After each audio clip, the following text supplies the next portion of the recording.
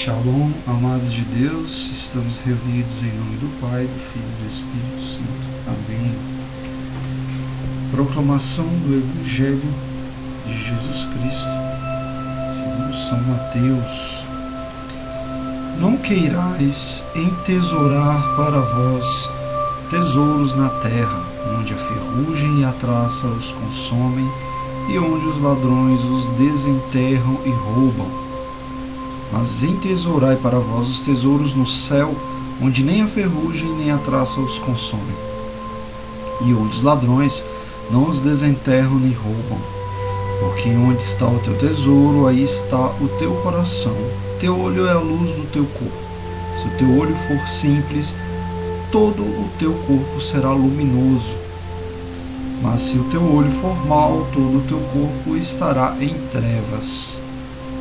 Se, pois, são trevas a luz que há em ti, quão grandes não serão as mesmas trevas. Ninguém pode servir a dois senhores, porque ou há de aborrecer a um e amar o outro, ou há de acomodar-se a este e desprezar aquele. Não podeis servir a Deus e a Mamon. Digo-vos, pois, não andeis inquietos com o que haveis de comer para manter a vida, nem com o vestuário para o vosso corpo. Não é mais a alma que a comida, e mais o corpo que o vestido? Olhai para as aves do céu, que não semeiam, nem colhem, nem ajuntam provisões nos celeiros, e contudo vosso Pai Celestial as sustenta. Porventura não sois vós muito mais do que elas? E quem de vós, por muito que pense, pode acrescentar um côvado à sua estatura? E por que andais preocupados com o vestuário?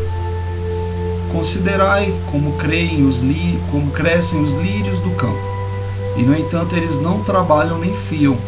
Digo-vos mais, que nem Salomão em toda a sua glória jamais se vestiu como um destes.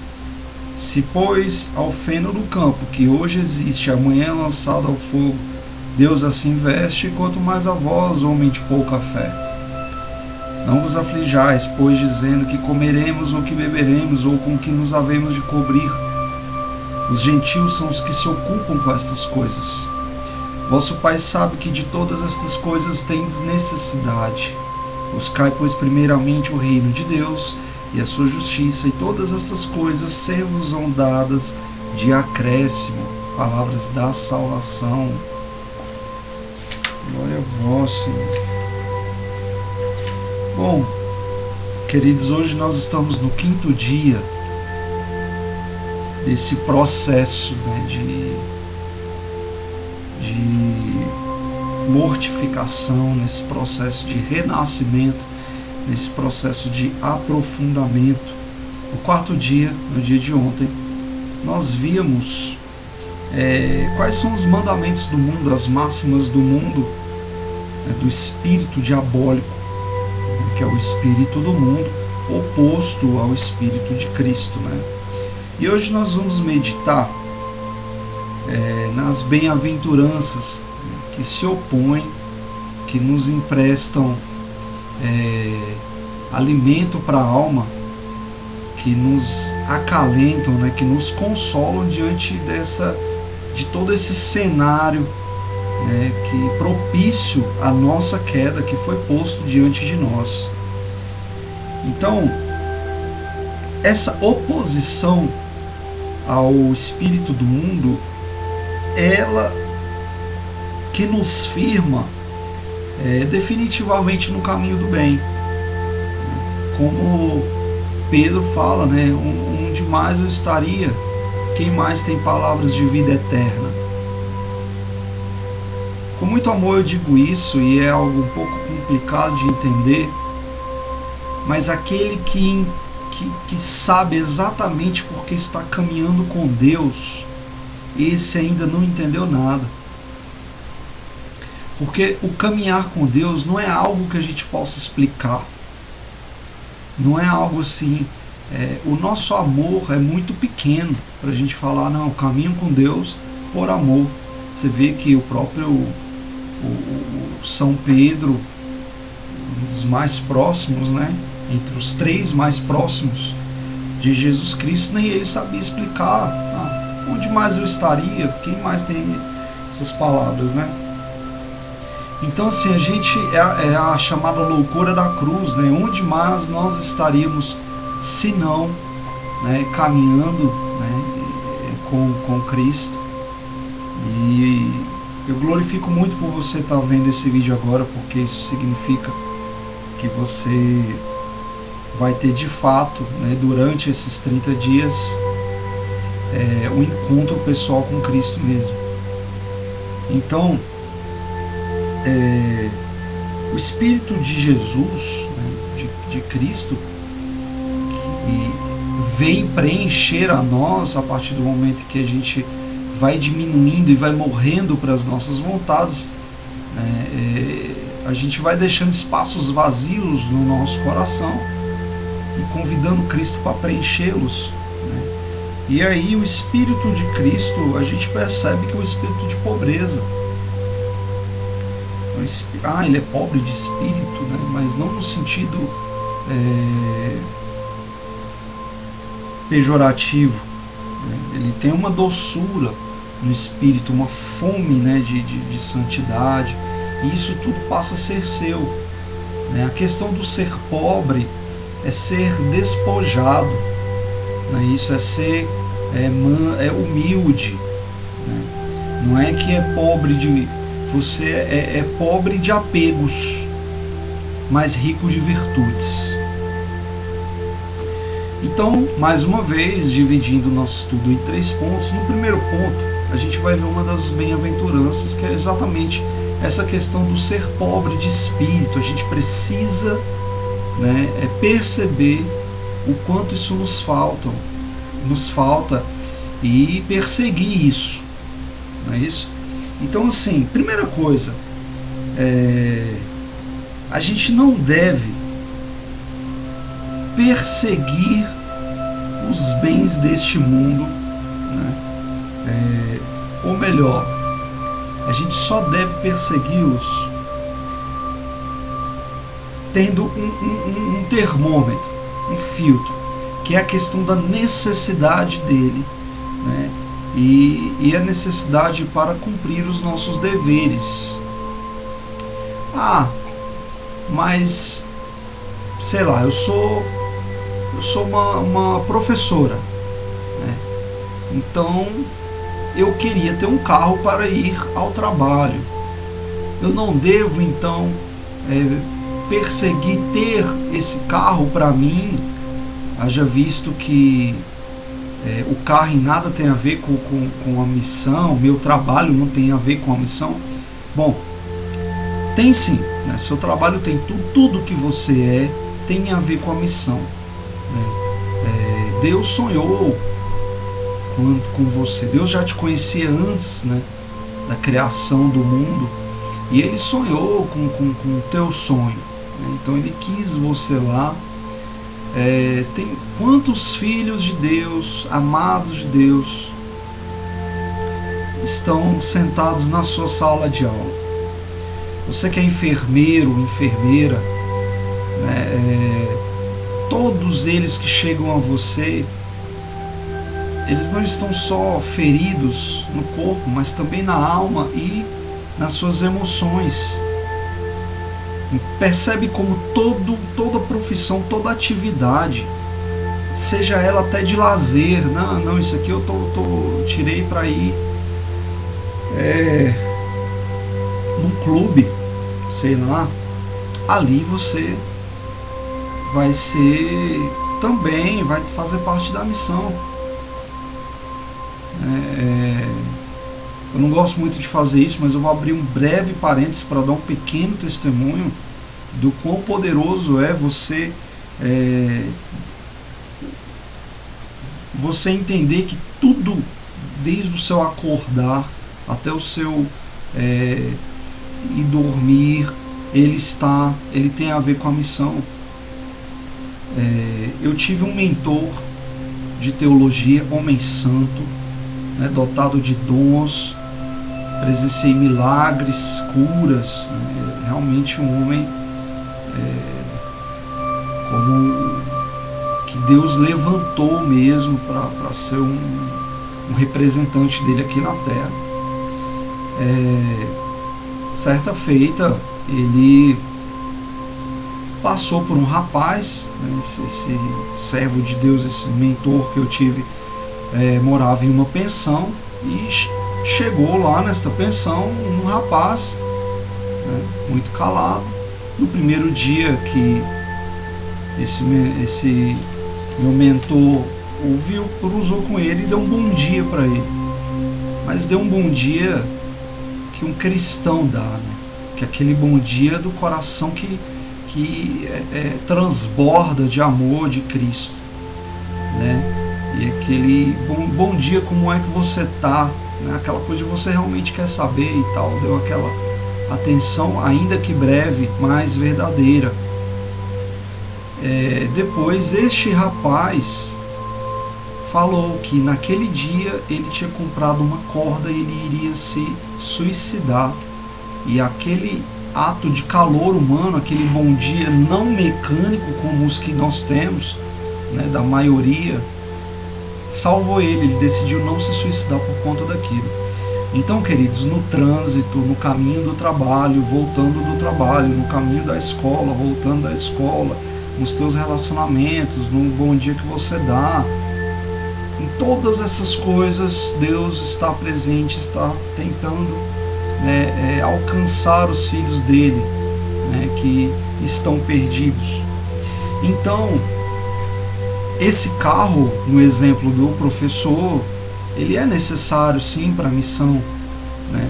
Só que o que acontece é que às vezes nosso Senhor permite que você tenha abundância.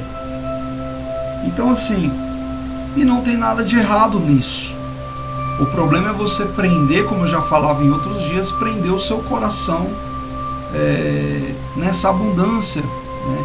Então assim, mesmo que o Senhor permita uma abundância na sua vida,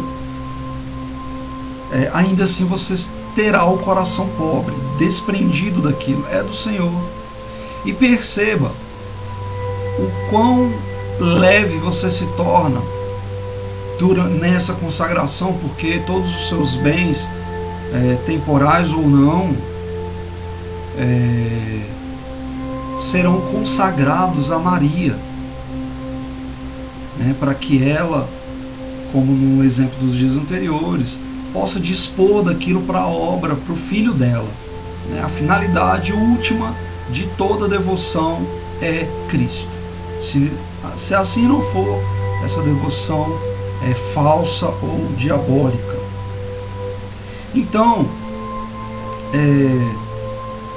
à medida que a gente está desprendido desses bens, a gente já não sofre por eles, né? Muita gente experimenta um medo, né? um apego tão grande ao que tem, e sofre tanto com medo de perdê-lo, e trabalha mais, às vezes perde sua vida familiar, né? Perde os seus lazeres para trabalhar mais, para adquirir mais, né? E para quê? Então não devemos, né, você cristão, consagrando, futuro consagrado, futuro membro do exército de elite na guerra contra o mal, você que foi chamado a essa consagração a uma cadeira que um dia foi ocupada por um anjo que caiu com o seu nome nela. Falaremos disso em outros dias. E se você não sentar nessa cadeira, ninguém mais vai sentar, ela vai ficar vazia. O lugar que Deus destinou a você é só seu. Então, irmãos, isso sim é grande. Esses bens temporais são muito pequenos se colocado em perspectiva com a nossa missão, percebe? Então, se pelo contrário Deus não concedeu uma abundância na sua vida e sempre algumas privações, igualmente você deve agradecer a Deus, né? Primeiro, porque se Ele te priva de algumas coisas, talvez você não esteja pronto para elas. Talvez Deus veja ali um perigo para você. Eu já vi muita gente chateado, né, com Deus. Nossa, porque eu não consigo, as coisas tudo para mim é mais difícil, nada dá certo para mim, fulano nem não tá nem aí com Deus e consegue tudo. Olha, irmão, vou te falar uma coisa, Deus faz brilhar o sol sobre bons e maus. Percebe? Ele é justo. Então, de que adianta você ter tudo aquilo, Deus te conceder aquilo? A pior coisa que poderia te acontecer é Deus conceder tudo que você anda pedindo. Você se perderia em 2 tempos. Porque se você tivesse maduro na fé de verdade, talvez você nem estivesse pedindo aquilo. Talvez você já tivesse realmente de coração colocado nas mãos de Deus. E aí entra as maiores máscaras do cristão. Não, seja feita a vontade de Deus. Mentira, mentira. É preciso que você tire as máscaras diante de Deus. Você não quer que seja feita a vontade de Deus. Você quer que Deus faça a sua vontade. E a tua vontade é desejo da carne, concupiscência, seja da carne ou dos olhos. E aí você bota essa máscara e fala que seja feita a vontade de Deus. Mas no fundo você não quer isso. Você quer que seja feita a sua vontade, sim. Tanto que você sofre se não for feita a sua vontade. E eu digo isso em tudo. Então, irmão, é muito melhor. Deus quer enfrentamento, né? Como Jacó, luta com Deus, seja verdadeiro e fala: Senhor, eu queria, meu coração deseja isso. Eu sei que é um apego, Senhor, mas é a minha verdade, é a minha miséria. Ou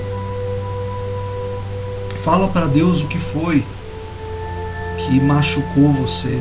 Senhor, você me colocou tal provação e eu fiquei magoado com você, com o Senhor. Seja verdadeiro com Deus. Cristo, ele sonda os nossos pensamentos, o nosso coração. Então, sim, quando você for verdadeiro, for direto com Deus, você vai ver que a tua intimidade com Ele vai crescer demais. Se você ainda não está pronto, né, para realmente de coração entregar para o Senhor, a ponto de nem pedir mais nada para si, ok, maravilha, né, você tem uma fé madura. Agora, se você não tem ainda essa maturidade, entrega essa falta de maturidade. Fala: olha, Senhor, isso para mim ainda é muito importante. Encha-me. Então faz uma oração diferente. Encha-me, Senhor, do teu Espírito, para que eu possa me desapegar, para que de repente a graça possa chegar. Acontece também, e muitas vezes, né, na maioria dos casos, você pediu uma graça e Deus te concedeu, mas a dinâmica do dar, do pedir e receber, ele é uma dinâmica a 2. É uma comunhão entre você e Deus, onde você pede, Deus, que é Pai e te ama, Ele quer te cobrir de bênção, de mimos, Ele te concede. Só que no que Ele te concede, você precisa tomar posse, e no tomar posse, a gente perde a graça, a gente se desvirtua, a gente comete um outro tropeço que afasta a graça da gente. A gente não tem paciência. Eu vejo gente brigando aí com Deus, chateado com Deus e tal, aí bota, olha, uma segunda máscara. Não, é o tempo de Deus. Isso é máscara. Que eles vão falar para vocês, na maior parte do tempo, o tempo de Deus é o agora. É você que não está pronto ainda. É como se você quisesse um carro, mas não tem habilitação ainda. É como se você quisesse morar numa grande casa, mas não pagou o preço nem do barraquinho de fundo. Você que não está pronto e está culpando Deus, está com raiva de Deus porque Ele fez isso, porque Ele permitiu aquilo. Coisas que você fala: Senhor, eu tenho esperado em Ti, eu tenho buscado tanto, eu tenho rezado tanto, e você parece que não abre a porta, que não abençoa. Deus não vai te colocar em risco. Se você não estiver pronto, a graça não chega. Perceba, entenda uma coisa, irmãos, de uma vez por todas. Você precisa ser do tamanho da graça que você está pedindo. Você é do tamanho do que você está pedindo? Ou o que você está pedindo é maior do que você? Não, o que eu estou pedindo é bem pequeno, só queria isso aqui. Mas o teu coração está ancorado naquilo ali? Sem aquilo você sofre, você, enfim. Então quer dizer que você está menor. Se há apego, né, quer dizer que você é grande dentro do seu coração. E se você é grande, Jesus é pequeno.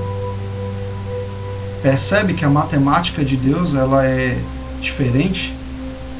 Quanto menor você é diante de Deus, maior Deus é no seu coração. E aí você, enquanto pequeno, passa a ser grande diante das tuas necessidades. Tão grande que aquilo passa a ser um detalhe apenas. Então, seja lá o grupo que você está, no grupo daqueles que Deus deu abundância, ou naqueles que Deus, ou no grupo daqueles que Deus deu privação, partilha isso com teus irmãos com igual alegria. Amém? Então, assim, essa consagração, ela iguala todo mundo, né? Na ordem dessa pobreza, né? De espírito. Porque aquele que tem muito, na verdade, não tem nada, porque tudo né, de Maria. E aquele que tem pouco também não tem nada, né? Porque tudo é dela. Né? Então, assim, tudo que você tem, todos os seus bens, ele está a serviço. Isso tira um peso das suas costas. Não tema isso. No segundo ponto de hoje, o primeiro a gente falou dos pobres de espírito, vou falar agora de outra bem-aventurança, que são os mansos, né? Como eu venho dizendo, o Espírito de Jesus, ele é o oposto, né? Se antepõe, se opõe ao Espírito do mundo, ao passo que a máxima do mundo é o egoísmo, né? Jesus, ele é todo caridade, né? Então, assim, a questão da caridade é o bem que você faz ao próximo, endereçado a Deus. Primeiro porque existe um Deus dentro de você que está transbordando, e ele transborda à medida que você vai se aproximando de Deus, você vai se parecendo com ele. O teu coração é suplantado, né? É trocado pelo coração de Deus. Seu coração passa a parecer com o coração de Deus. Então você, ao ver, ao assistir a miséria, né, seja material, espiritual ou emocional do teu irmão, você que tem o coração de Cristo, você se compadece, você se enche de misericórdia, né? Você tem empatia com ele, se coloca no lugar dele, né? Sofre com misericórdia, já falava disso outro dia, sofrer com. Em segundo lugar, o teu coração se parece com o de Cristo, e aí por causa disso, ele é invadido de um amor. Às vezes não, sempre um amor sobrenatural que você não entende por que você está impelido em ajudar aquela pessoa. E perceba que tem algumas coisas que nós, na nossa humanidade, a gente pensa estar ajudando e não está. Eu estou falando da ajuda real, Às vezes você pegar e dar o peixe, você não está ajudando. Mas você dando os meios para a pessoa pescar, aí sim você está ajudando. Quando a pessoa já batalha, ela está madura, por exemplo, vou dar o exemplo de Pedro. Pedro, ele já batalhava, ele batalhou a noite inteira e não conseguiu pegar peixe, e Cristo foi lá e deu peixe para ele, vai e joga. Mesmo assim, Cristo poderia ter criado os peixes já dentro do barco? Poderia. Lembra da dinâmica do dar e do pedir e receber. É sempre uma parceria. Então Cristo faz o milagre, mas Ele quer que você faça a sua parte. Ele ia fazer o milagre, mas Pedro vai lá e joga de novo a rede. Agora vai dar certo porque é eu que estou mandando. Eu proclamo, eu falo isso sem medo de errar. Tem muita coisa que você está tentando fazer que não tem dado certo, que você está fazendo do seu jeito. Você vai consagrar, vai entregar tudo para o Senhor através das mãos de Maria. E agora vai dar certo, porque agora você está fazendo em parceria de verdade com Cristo, e vai dar certo o que você vem tentando fazer, porque agora é Ele que está mandando. É Ele que está falando. Vai lá e joga a rede. E toma posse dessa palavra. Então, como Pedro já havia batalhado, ele era maduro naquele sentido, aí sim, Cristo pôde dar o peixe, né? Então, cada caso é um caso, e quem vai te falar, né, se a ajuda que você está dando ela é daquela forma mesmo, é o Espírito Santo. Como eu falava, silencia a tua voz, em todas as coisas recorre ao Espírito Santo, e a sabedoria vai vir para você, e você vai saber como ajudar. Às vezes você tem pessoa que você vai deixar ela, né, machucar um pouquinho ali, porque ela não está pronta ainda. Tem umas que não, você vai pegar na mão e ir junto com ela, porque ela está pronta para aquilo ali. Então, no primeiro momento, nessa mansidão de coração, você precisa ser caridoso, entender que primeiro que o Deus que está dentro de você está transbordando, né? Você já tem a necessidade, você não faz o bem de forma consciente, você já faz porque se tornou uma necessidade. E aí, como é uma necessidade sua, por conta do Espírito que Deus preencheu o seu coração, isso está emanando de Deus. Toma cuidado para não se orgulhar do bem que você está fazendo. Se possível for, faça em anonimato. Destaco também a questão da paciência. Amados, alguns, como São Paulo destaca, né, em Atos dos Apóstolos, tem uns irmãos que ele está no momento da vida de ingerir alimento líquido, alguns um pouquinho de cada coisa, e alguns alimentos sólidos. Percebe? Nós mesmos, além de estarmos em pleno processo de construção, muitas vezes a gente já passou por aquilo que o irmão está passando. Então a gente precisa ter paciência com o irmão, com o processo do irmão, e paciência com o nosso processo. Sobretudo, paciência com nós mesmos, né? Não ser permissivo com a carne, que vai te pedir apenas coisas que vão te botar a perder, mas ter paciência. É muito comum, depois de uma queda, a gente se envergonhar, síndrome do Adão, se envergonhar e tentar se afastar de Deus. Não, peça perdão de coração contrito, levanta e anda, sacode a poeira e anda, né?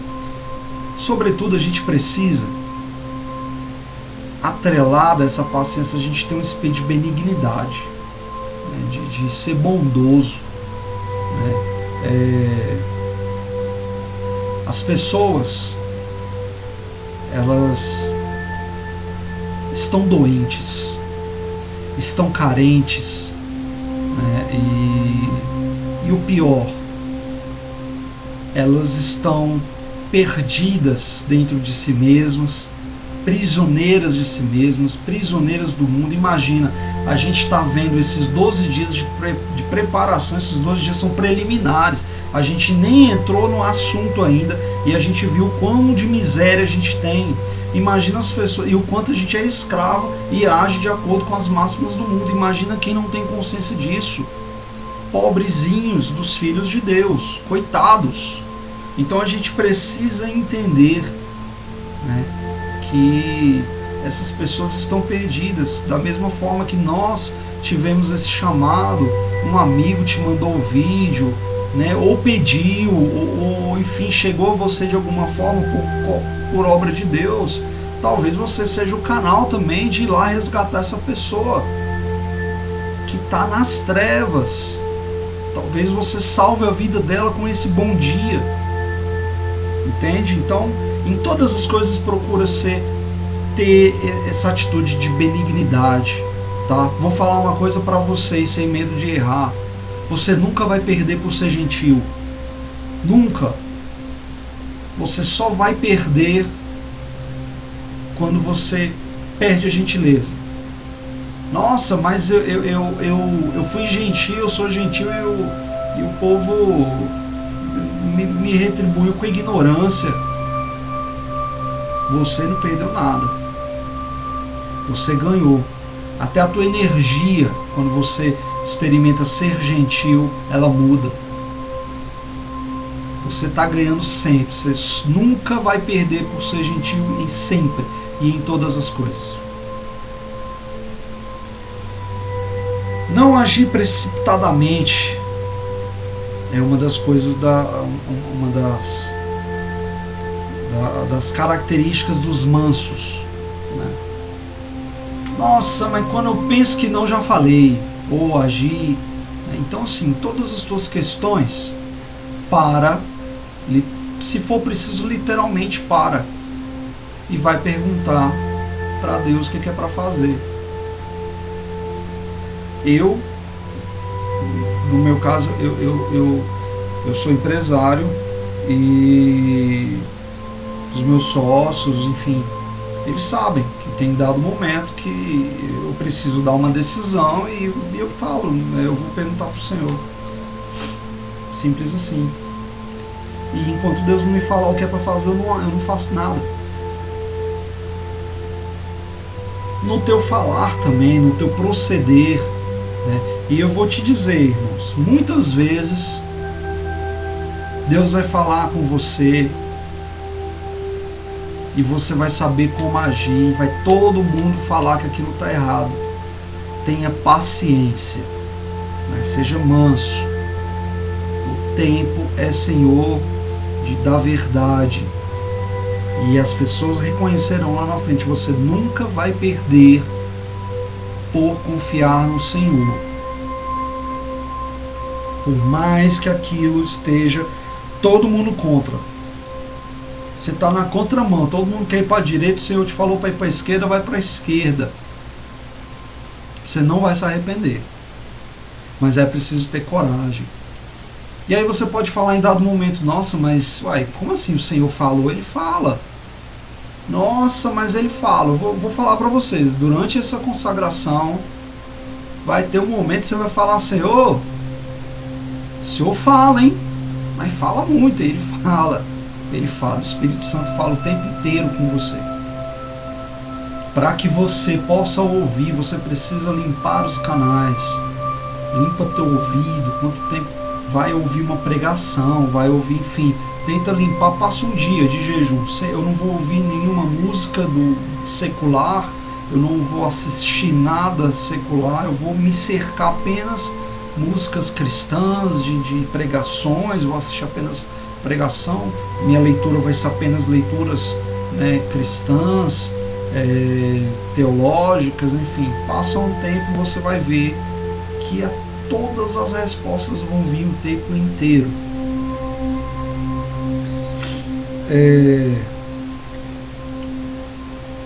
O manso, por natureza, como ele é desprendido, né, ele tem ali um amor transbordante dele pela outra pessoa, ele automaticamente já mata o sentimento de inveja, porque ele fica feliz com a conquista, ele torce verdadeiramente pelos outros, e hoje isso é muito raro. Quando muito, quem torce por você, ele fica ressentido. Às vezes é o teu melhor amigo, tua melhor amiga, mas ele fica um pouco ressentido do teu sucesso, ou do relacionamento que você encontrou, ou assim, principalmente quando vocês atuam na mesma área, se você está se destacando e ele não, é da natureza, pode saber que não é de maldade não, mas se a pessoa que está do teu lado, ela tem inveja sim de você, a não ser que ela seja mansa de coração, porque isso é da natureza do ser humano. E aí você, sabendo disso, você vai amá-la mais ainda. Por quê? Porque o seu coração está cheio de Cristo e você tem misericórdia, você sabe que aquilo é fruto das trevas espirituais que ela vive. E se você percebe isso, manda esses vídeos para ela. Ela precisa também se consagrar, né? Então assim, nesse mesmo sentimento da falta de inveja decorrente da mansidão de coração, a pessoa, né, manso e humilde de coração, ela também já não se ira, ela fica, né, na maior parte do tempo ali em oração, por mais que às vezes elas não estejam verbalizando essa oração, por dentro ela está sempre em comunhão com o Senhor. Então dificilmente ela sai do sério, né? E experiência própria, quando sai, né, é o tempo inteiro no ouvido: volta, volta para o centro. Você sente a mão, né, de Maria ali te segurando, te acalmando, o sopro do Espírito Santo, né? Outra coisa, a questão da ambição. O manso e humilde de coração, ele é completamente avesso. A ambição dele é ir para o céu. Irmãos, experimente essa consagração e vocês vão ver o quão pequenas são as coisas tão endeusadas pelas pessoas. Para você aquilo tudo eu não vou falar uma bobagem, porque muitas coisas Deus te deu, é um mimo dele, sabe? Você tem que aceitar com muita alegria, né? Aquele mimo, aquele conforto que Deus te deu, né? Enfim, então assim, quando você está pensando na dinâmica do céu, na realidade do céu, como eu falava, consagrado, ele está nessa terra, mas não está, ele está na vida, mas não está, ele tem as coisas, mas não tem, ele não está mais nem aqui, ele já está no céu. No nosso estudo de Mariologia, nós vamos ver que Maria é um lugar, é um jardim, morada da Santíssima Trindade. Onde o pé do consagrado pisa, ali é jardim de Maria. Então você vive uma dimensão mística, onde esses apegos não cabem. E não é por seu mérito, porque você conseguiu desapegar deles. É porque você cresceu na fé. Eu falo muito de fé madura. O que é fé madura e o que é uma fé infantil? A fé infantil é aquela fé que depende de eventos. Depende de você estar vendo a ação de Deus na tua vida para você crer. E quando você não vê, não é porque não está acontecendo, é porque você não tem a capacidade, né, o despojamento necessário para enxergar que Deus está agindo na sua vida desde o momento, antes de você abrir os olhos, no começo do seu dia. Mas aí você, por conta da sua cegueira espiritual, não percebe que Deus está agindo sim na sua vida, e aí você julga que está tudo ruim, que Deus não te escuta, que enfim, Deus não te abençoa, não abre as portas. Essa é uma fé imatura. Eu estou sentindo a ação de Deus. Às vezes está tudo bem, mas você não está sentindo. Quem é de caminhada sabe que Deus passa alguns momentos que te deixa no deserto. Não é verdade? Você tem momentos que você não está sentindo o olhar dele, a ação dele, ele não fala com você, você fica sozinho. Você fica assim, Senhor, por que me abandonaste? É normal, quem é de caminhada sabe disso que eu estou falando. Tem hora que Deus está ali com você, você está sentindo o Espírito, chega a estar emocionado e está proclamando e seus carismas e dons aflorados, e tem hora, tem momento que você não está sentindo nada, parece que está morto por dentro. A fé imatura, nesses momentos de deserto, ou o momento que ela julga que Deus não está agindo, ele cai na fé. A fé madura é o contrário, não depende da ação de Deus. A fé madura entende que Deus, ele te dá aquela graça se ele quiser. Ele não é obrigado a te dar aquilo ali, não. Ele já te deu a vida e te deu muito mais. Você não está agradecendo nem pelo pouco que você tem, com quem dirá pelo muito. Seja fiel no pouco e ele te acrescentará mais. Mas você não é fiel no pouco. Você está, sei lá, com raiva porque Deus não te deu o carro, mas você não agradece porque tem o dom de andar. Você está chateado porque não conseguiu comprar o seu sapato, mas não agradece porque tem gente que não tem pé. Você está chateado porque está ganhando pouco e não agradece porque tem gente que não está ganhando nada. A casa que você tem, enfim, por aí vai, já veio na sua cabeça muita coisa aí. Então você não é grato nem com aquilo. Se você é ingrato, como que você vai conseguir coisas mais na sua vida? Aquela resolução daquele grande problema que está na sua vida. Você não é grato com os problemas que já estão resolvidos. Quantas coisas o Senhor já fez na sua vida? E você, talvez até agradecendo naquele momento, mas hoje em dia você nem se lembra mais. Deus, assim, Deus para você é teu funcionário. A todo momento ele tem que estar fazendo alguma coisa, senão tua fé cai. E ai dele se não fizer. Você quer ensinar Deus a ser Deus. Você quer ensinar ele a fazer o trabalho dele. Senhor, faça isso, faça aquilo, faça isso na vida do fulano, faça... Quem sabe é ele que ele tem que fazer. A fé madura é aquela oração de Cristo. Senhor, se for possível, afasta esse cálice, mas seja feita a tua vontade. A gente não está falando um cálice ali, de um probleminha que está tendo. Cristo estava falando de vida ou morte. Essa é a fé madura, independente da ação de Deus. A fé madura, ela está lá, se Deus quiser me abençoar, ele me abençoa com tal coisa. Se não, ele já está me abençoando de várias formas. E o fato dele não me dar aquilo, eu não entendo, mas aquilo é melhor para mim. Essa fé madura, a fé que não entende, mas crê, que não vê. Feliz daquele, né? Bem-aventurado, feliz daquele que crê sem ver. A fé imatura precisa ver a ação de Deus. A fé madura não está vendo. Pode até parecer que Deus não está agindo ali, mas ele está lá, estou tranquilo, porque o que importa é o meu relacionamento com Deus, não é o que ele está visivelmente fazendo ou não. Percebe? Então,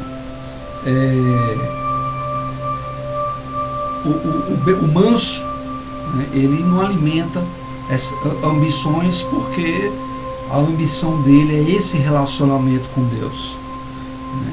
E aí também ele não vai procurar os próprios direitos, ele está muito ocupado em buscar o direito dos outros. Mas então eu vou deixar todo mundo passar por cima de mim, né? Ferir, passar por cima dos meus direitos. Queridos,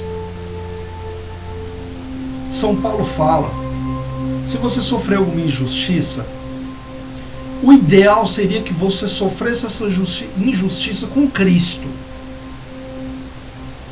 e nada fazer, porque Cristo foi injustiçado primeiro. Mas São Paulo fala, se ainda assim você sentir necessidade,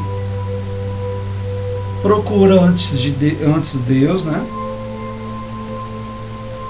Mas chama o chefe da assembleia e tudo mais, enfim, no nosso caso a gente vai procurar a justiça e tudo mais, mas sempre com o coração ancorado no Senhor.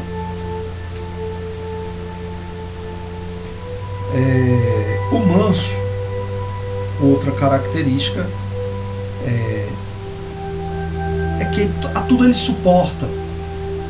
Ele é condescendente, né, em tudo, menos no pecado, mas ele suporta, né? Ele é estoico, mas ele suporta. É até admirável, assim, as outras pessoas percebendo aquilo, elas falam: nossa, se fosse eu não aguentava não. E eu te digo que nem o manso aguentaria. Ele está aguentando porque não é com a força dele que ele está lutando. Olha que boa notícia.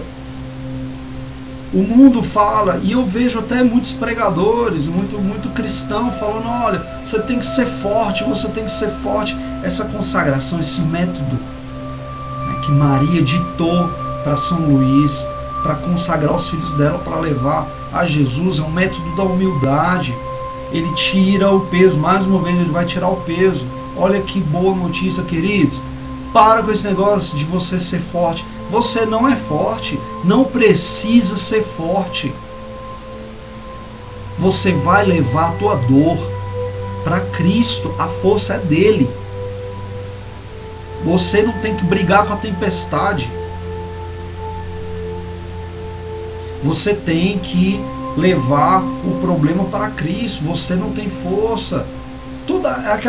Você é uma criança, aquela criancinha medrosa. Tudo você corre para baixo da saia. Senhor, olha ali, Senhor, olha ali. E aí nele, ele que vai te revestir da fortaleza. Olha que coisa, que boa notícia. Tira o peso de ter que lutar com a vida. Jesus estava no barco após um período, né, de peregrinação, pregação. Eles estavam indo de uma margem à outra e Jesus, era à noite, e Jesus estava dormindo no barco e estava tendo uma tempestade, como eu já falei, né, em outro momento. E olha só que interessante, Pedro nasceu no mar, nasceu no barco, sabia lidar com aquilo como ninguém. E tá lá tentando lidar com a tempestade, e o barco vira que não vira, e Jesus dormindo, né? Não sei quem que dorme numa tempestade. Eu particularmente, talvez, acredito que talvez ele nem estivesse dormindo. Ele tá ali, ó, descansando ali, esperando para ver até quando Pedro, turrão, cabeça dura, vai tentar lidar com aquela tempestade, vai virar o barco a perder, porque tá confiando nas próprias habilidades. Qual o problema da tua vida que você está tentando lidar com todos, né? Acontece as coisas, é o teu jeito de ser. Isso tem que acabar. Para de tentar tentar lidar com as coisas do seu jeito. Como eu falava lá nos primeiros dias, se teu jeito servisse, você não estava aqui precisando ser resgatado por Maria. Não serve. Deixa eu te contar, deixa eu adiantar isso aí para você. Não serve. Chega um momento que Pedro cansa e vai acordar o Senhor. Senhor, tem uma tempestade. Aí ele falou: homem de pouca fé. Você acha que Cristo falou para ele que ele era homem de pouca fé porque ele foi lá acordar o Senhor? Agora eu te pergunto, você tá com essa tempestade na tua vida, esse problema aí quase virando teu barco. Quando é que você vai ter fé, largar o leme, largar o timão, largar o controle do barco e ir lá atrás, acordar o Senhor e falar: Senhor, olha essa tempestade.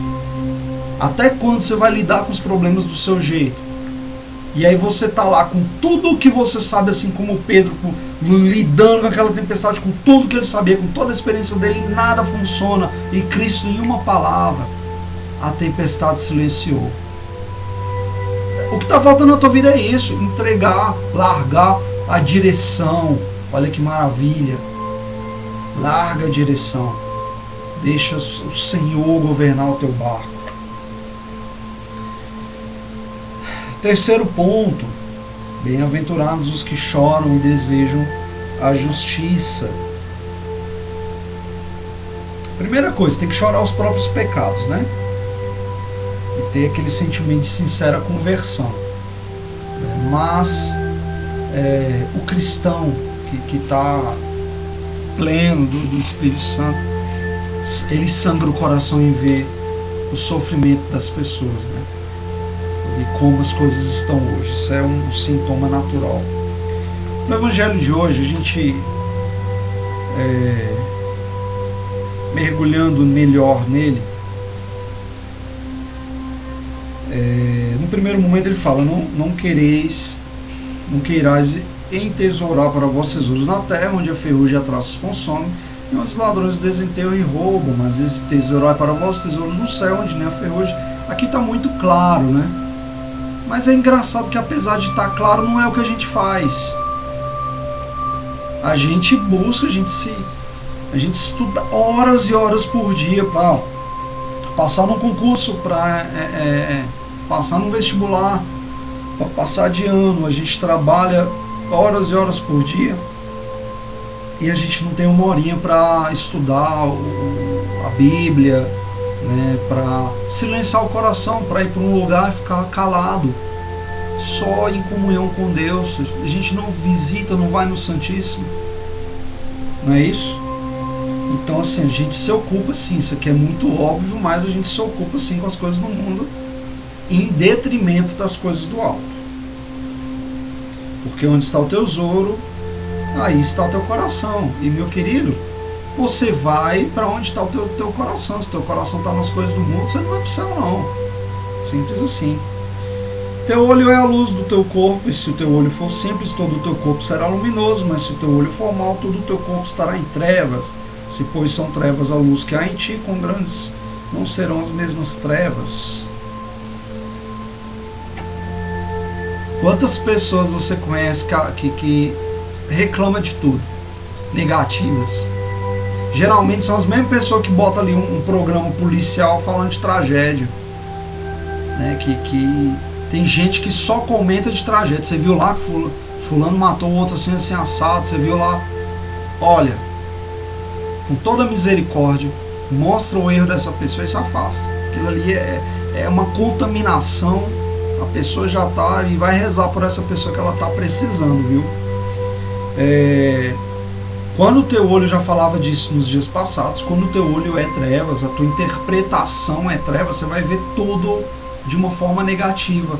E aí, onde entra o louvor disso tudo, né? Em todas as coisas, dê graças a Deus, né? Dê graças e louvores ao Senhor em todo momento, né? E por todas as coisas. Então, assim, não tem como você caminhar com Deus sem esse sentimento de louvor. E você não vai ter louvor sendo negativo, né? E até você vai adoecer, né? Porque se você só vê trevas, aquilo acaba somatizando no seu corpo. Então, quando você vê luz, né, o teu compromisso é enxergar a luz, você vê até nas coisas ruins. A tua relação com as coisas ruins da tua vida muda, né? E aí, nesse momento, as coisas ruins da sua vida perdem o poder sobre você. O poder que teus problemas têm sobre você, o poder que as pessoas têm sobre você, é você quem deu. Então, se alguém te magoou, você ofertou esse poder a ela. Se tal coisa te feriu, é você que ofertou, porque mesmo que dole no momento, você já se refugia em Cristo, Ele já vai te curando. Vinde a mim todos que estão pesados, oprimidos pelo fardo, eu vos aliviarei, a promessa de Cristo, né? Então, seguindo aqui o Evangelho, fala que não dá para servir a dois senhores, né? Porque você vai acabar agradando, como a gente vem falando disso, ou você serve o mundo, ou serve o Senhor, né? E aí ele fala, por que você está preocupado com vestuário, com comida, enfim, essa série de coisas, sendo que o Senhor, né, veste até ali o grão de trigo, enfim. E a gente é bem assim mesmo, né? Nossa, deu aí que preocupação, meu Deus, o que vai ser do mundo? Deu uma pandemia, nossa, agora não estou relativizando o problema, nem pormenorizando. O problema pode ser grande, ele não vai deixar de ser grande, mas você não vai perder sua paz, porque seu coração está em Cristo. naquele que venceu. Então você unificou. Hoje a gente vive uma nova Babel, né? Uma nova unificação de línguas, de moedas, de religiões, enfim. Isso aí não vai te perturbar. Tá? Os sinais dos tempos estão aí. Né? Para quem estuda o Apocalipse e a escatologia sabe que a gente está vivendo, né, provas e expiações, está vivendo os sinais dos tempos, né, e a passos largos. Não vai te inquietar o teu coração, porque o Senhor falou: olha, os meus não precisam temer. Amém? Então, assim, para a gente encerrar, o que a gente faz, né, para obter essa paz que eu tanto venho falando? Eu separei um trecho aqui do Imitação de Cristo. Procura antes fazer a vontade de outrem do que a tua. Contenta-te com o pouco e estima sempre ter menos que mais. Busca sempre o último lugar e gosta de ser inferior a todos. Porque todas as vezes que me acontece perder a paz e a aquietação, reconheço ter me apartado destas máximas. Então, toda vez que você buscar, né, e eu entro até no que Cristo falou, né, busca o último lugar, né, que aí você vai ser exaltado, mas se você tentar ficar ali em evidência, você acaba humilhado. Então, assim, quando você já procura esse tipo de coisa, quando você mesmo assim, se faz pequeno ali numa situação que aos olhos mundanos poderia até ser mais humilhante, qual o poder que o mundo vai ter sobre você? Se você já se fez... o mundo vai te ameaçar com o quê? Você já se fez pobre. Se você perdeu o que você tem, você já não vai sofrer, porque aquilo já não era seu. Estava emprestado com você e o teu tesouro é Deus. E isso ninguém tira de você. E aí? Se você já morreu para o mundo, como que o mundo vai te matar? Como que ele vai matar o que já morreu? Você morreu para o mundo e venceu a morte, porque você está em Cristo e Cristo venceu a morte. E aí o mundo tem o que para te oferecer? O que é que vai tirar a sua paz? Vão tecer intrigas, calúnias, ok. O que importa é o que Deus acha de você, não é o que o homem acha de você. Entende? Então todas as vezes o que fala aqui, ó, quando você perder a paz e a quietação, é porque você se afastou das máximas de Deus e se aproximou das máximas de Cristo. Então, Provérbios 8 fala que o que confia em si mesmo confia num louco. O sábio tudo faz com conselho, né? Em Eclesiástico fala: quem não quiser arrepender-se do que faz, não faça antes de aconselhar-se com um varão prudente. É a grande admoestação do Espírito Santo. Então são alguns conselhos. Eu já estava indicando esses livros, né? A gente precisa de sabedoria para viver, e o Eclesiastes, o Provérbios e o livro da sabedoria são excelentes, né, para te tirar ali do marco zero e te jogar lá na frente. Amém? Estávamos e sempre estaremos reunidos em nome do Pai, do Filho e do Espírito Santo. Amém.